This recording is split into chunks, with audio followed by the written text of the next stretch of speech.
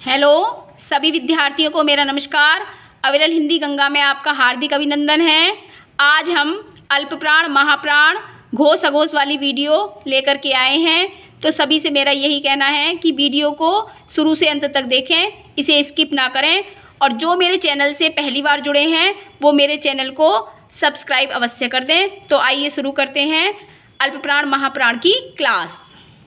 तो हम अघोष घोष अल्पप्राण महाप्राण क्या होते हैं और किसके आधार पर होते हैं, उससे पहले हमें जानना जरूरी है कि हम प्रयत्न किसे कहते हैं, प्रयत्न क्या होता है।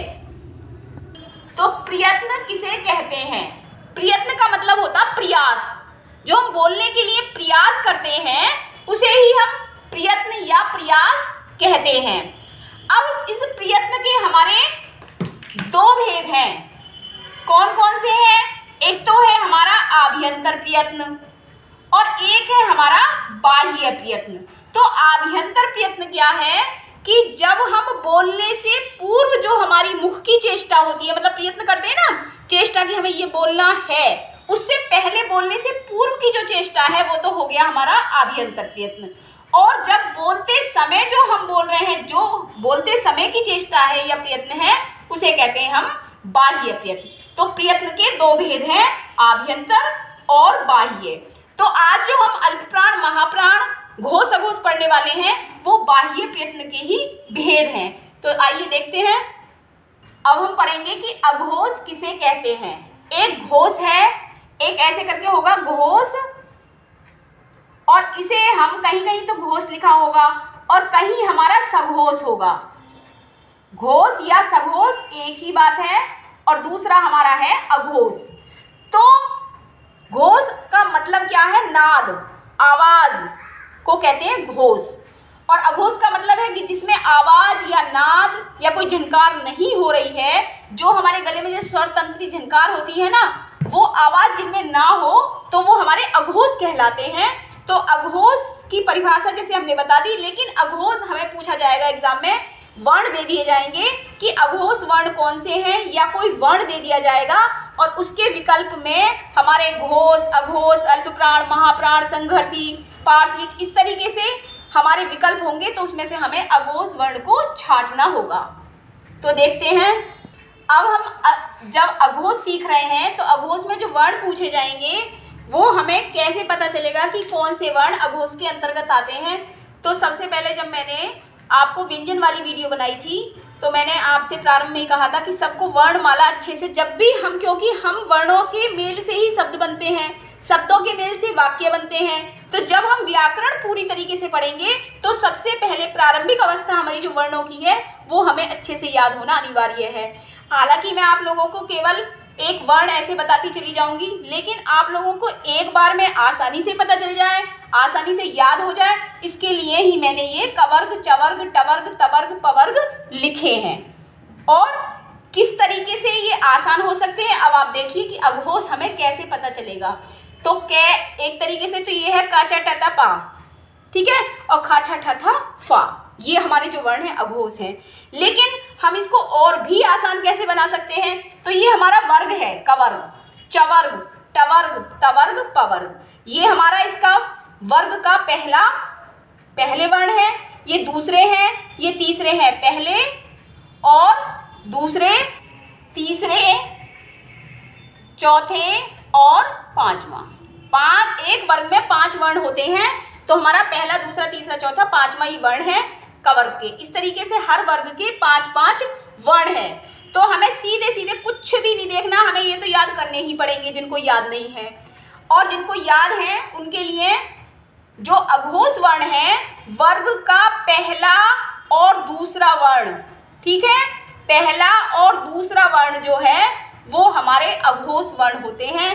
या हम कहते हैं कि 12, हमें ऐसे कोई याद करना हो ना ट्रिक से कि 12 नंबर याद कर लो, तो हम कह देंगे कि क ख छ छ ट ठ ता था प फ, ऐसे करें। या 12 नंबर कर लो, या कह दो कि वर्ग का पहला और दूसरा वर्ण। उसके साथ जो ऊष्म व्यंजन है उसमें हमें हमारे वर्ग का पहला और दूसरा वर्ण या 12 नंबर ऐसे याद करें।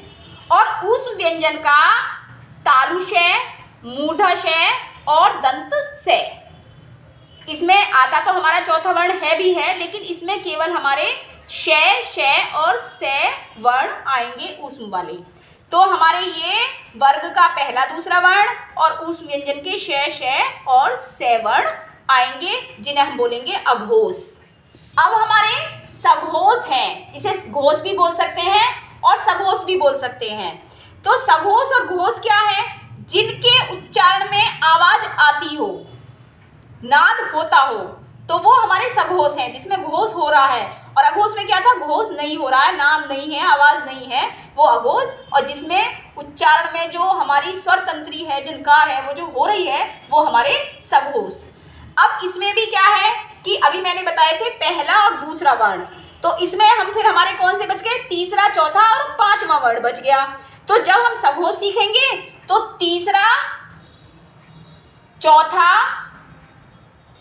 यहां हमारा तीसरा, चौथा और पांचवा, तो हमारा उसमें जो अघोष में था वो पहला दूसरा वर्ण, और जो सघोष में है वो तीसरा, चौथा, पांचवा। नंबर भी याद कर सकते हैं, 345। अघोष में 12 और जो बाकी के बच गए 345। तो जो हमारे वर्ग के तीसरा, चौथा, पांचवा जो वर्ण है, ये हमारा आता है सघोष के अंतर्गत। अब ये तो हमारे आई गए, कितने हो गए? 3 पंजे 15 वर्ण हो गए। और उसके अलावा कौन कौन से वर्ण हैं जो हमारा उस व्यंजन का है रह गया था? एक तो आ गया हमारा ये, एक हमारे अंतस्थ व्यंजन के चारों वर्ण आपको याद ही होंगे, ये रे ले वे, ये रे ले और वे। उसके बाद सभी हमारे स्वर आ जाते हैं, तो ये हो जाते हैं हमारे सघोष वर्ण, क्योंकि इसमें से वर्ण दिया होगा और केवल घोष अघोष छांटने के लिए आएगा। तो आप सिर्फ इतना ही जान लीजिए कि स्वर अंतस्थ व्यंजन और उस व्यंजन का है। बाकी के 345 नंबर याद कर लो। वर्ग का तीसरा, चौथा, पांचवा वर्ण सघोष होता है। अब देखते हैं अल्प प्राण किसे कहते हैं। अल्प प्राण क्या है? तो अल्प का मतलब थोड़ा सा, प्राण मतलब प्राणवायु।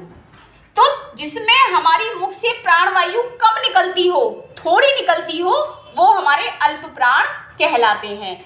अब ये तो हमने जानी केवल परिभाषा। अब हम जानना चाहते हैं कि अल्प प्राण के अंतर्गत कौन कौन से वर्ण आते हैं। तो अब हम ये देखते हैं कि कौन कौन से वर्ण। तो इसके लिए आपको जो व्यंजन है, स्पर्श व्यंजन, वो तो पूरे याद करने ही हैं और याद होंगे भी। तो उसमें हमें वर्ग का कौन सा?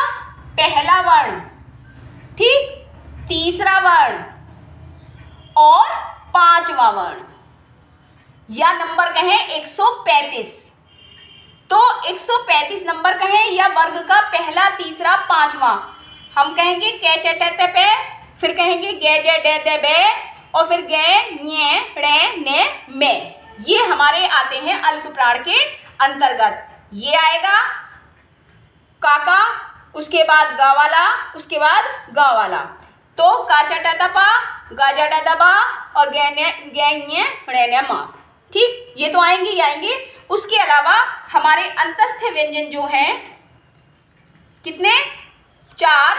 ये है हमारे ये, रे, ले और वे। ठीक, या इसे लिखेंगे ये वे रे ले, क्योंकि ये रे ले वे जो है वो संस्कृत के अनुसार है और जो ये वे रे ले है वो हमारा हिंदी वर्णमाला के अनुसार है। ठीक है, तो हमारे अंतस्थ व्यंजन के ये वे रे ले आएंगे। तो इस क्लियर हो गया कि हमारे वर्ग का पहला, तीसरा, पांचवा वर्ण और अंतस्थ व्यंजन का ये वे रे ले, ये हमारे अल्प प्राण के अंतर्गत आते हैं। अब करते हैं महाप्राण।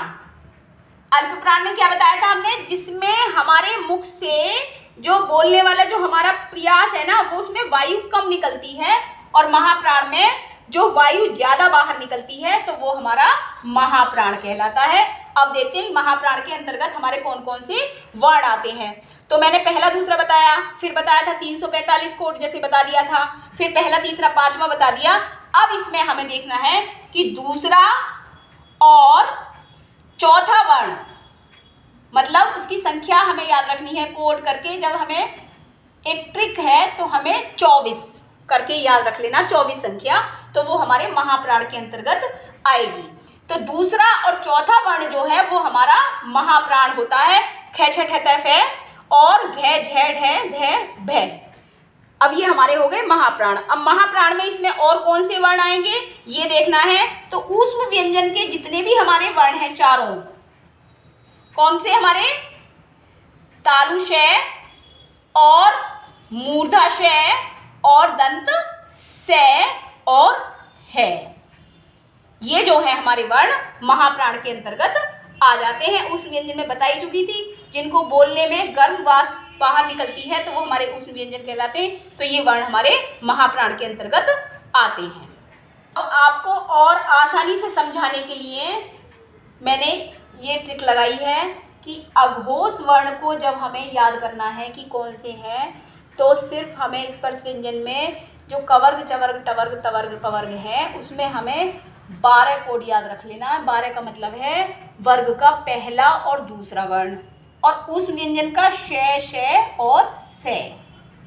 ठीक, फिर सघोष हमें जब याद करना है तो जो बाद के 3 बचे हैं 345, अघोष में पहला दूसरा और सघोष में तीसरा चौथा पांचवा।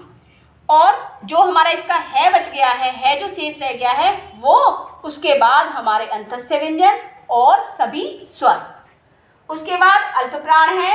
अल्प प्राण में पहला तीसरा पांचवा, मतलब कि वर्ग का पहला तीसरा पांचवा वर्ण और अंतस्थ व्यंजन का ये वे रेल है। महाप्राण में 24, मतलब कि दूसरा और चौथा वर्ण और श और स है ऊष्म व्यंजन। इस तरीके से आप कोड याद कर लीजिए कि अघोष का 12, सघोष का 345, अल्प प्राण का 135 और महाप्राण का 24। इस तरीके से आपको आसानी हो जाएगी कि कौन सा वर्ण किसके अंतर्गत आता है। इसमें कुछ प्रश्नोत्तरी देखते हैं कि कौन से हमारे अघोष वर्ण हैं, कौन से सघोष हैं, अल्प प्राण और महाप्राण। तो देखते हैं कि अघोष वर्ण होते हैं, कौन से हैं इसमें अघोष वर्ण, खा, गा, जा और ञ। तो मैंने बताया कि अघोष वर्ण कौन कौन से हैं। वर्ग का पहला और दूसरा वर्ण जो है वो हमारा कौन सा है, अघोष होता है। तो इसमें हम देखेंगे कि वर्ग का कौन सा वर्ण है। तो कै खे पहले नंबर पे ही आ गया। तो जो ख है वह दूसरे नंबर का है ना, और पहला और दूसरा वर्ण मैंने अघोष बताया है। गे हमारा तीसरा है, ये हमारा तीसरा है और ये हमारा पांचवा है। तो इसका आंसर होगा पहला ख। अल्प प्राण है, इसमें से कौन सा है।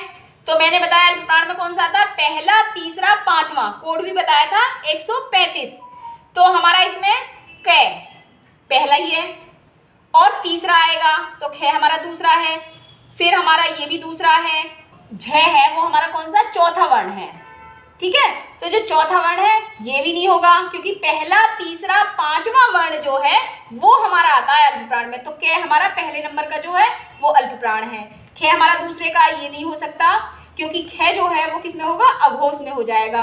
अब छ जो है ये भी नहीं होगा, ये भी दूसरा है। और झ हमारा कौन सा है, चौथा है, ये भी नहीं होगा। तो ये इसका आंसर हो गया हमारा पहला तीसरा पांचवें के हिसाब से पहला कै। ठीक है, अब नेक्स्ट देखते हैं सघोष वर्ण है। अब सघोष वर्ण कौन से हैं, सघोष वर्ण देखते हैं। सघोष में मैंने क्या बताया था, तीसरा चौथा पांचवा वर्ण। तो ये हमारा पहला है, हो नहीं सकता। गा, का ख गा, ये हमारा इसका आंसर होगा। ये होगा नहीं, च छ पहला वर्ण है, पैफ है ये दूसरा वर्ण है, ये भी नहीं होगा। तो इसका आंसर होगा हमारा दूसरा ग। अब नेक्स्ट देखते हैं महाप्राण है। तो महाप्राण में मैंने कौन सी बताए हैं, वर्ग का दूसरा और चौथा वर्ण, मतलब कि 24 उसका मैंने कोड बताया था।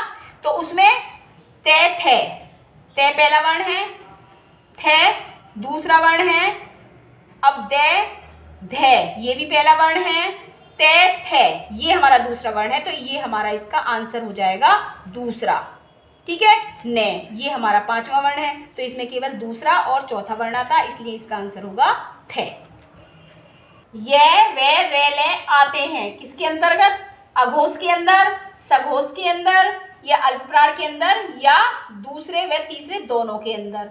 तो हमें देखने ये रे ले मैंने किस किस के अंतर्गत बताए थे, मैंने बताए थे सघोष के अंदर बताए थे कि जो अंतस्थ व्यंजन होते हैं वो हमारे सघोष के अंदर होते हैं। और किसके अंतर्गत होते हैं, हमारे जो ये रे लेवे हैं वो होते हैं हमारे अल्प प्राण के अंदर। तो अल्प प्राण और सघोष दोनों हमारे विकल्प ये सही है, इसलिए दूसरा व तीसरा विकल्प सही है। तो इसका आंसर हो जाएगा हमारा चौथा, क्योंकि ये भी सही है और ये भी सही है। ठीक है, अब नेक्स्ट देखते हैं। ए और आ होते हैं, क्या होते हैं? अघोष, सघोष, अल्प प्राण या महाप्राण। तो मैंने बताया था कि स्वर किसके अंतर्गत आते हैं? स्वर जो आते हैं हमारे, वो आते हैं हमारे सघोष या घोष के अंतर्गत, मतलब इसे घोष भी बोल देते हैं। तो इसका आंसर हमारा क्या होगा? सघोष। ठीक है, जितने भी स्वर हैं, यहाँ मैंने केवल ए और आ लिखा है, अगर मैं ई ऊ ये भी लिखूंगी तो सारे स्वर हमारे इसी के अंतर्गत आ जाते हैं, सघोष के अंतर्गत। तो इसका आंसर होगा सघोष। आज के लिए बस इतना ही, और जो भी मेरे चैनल से पहली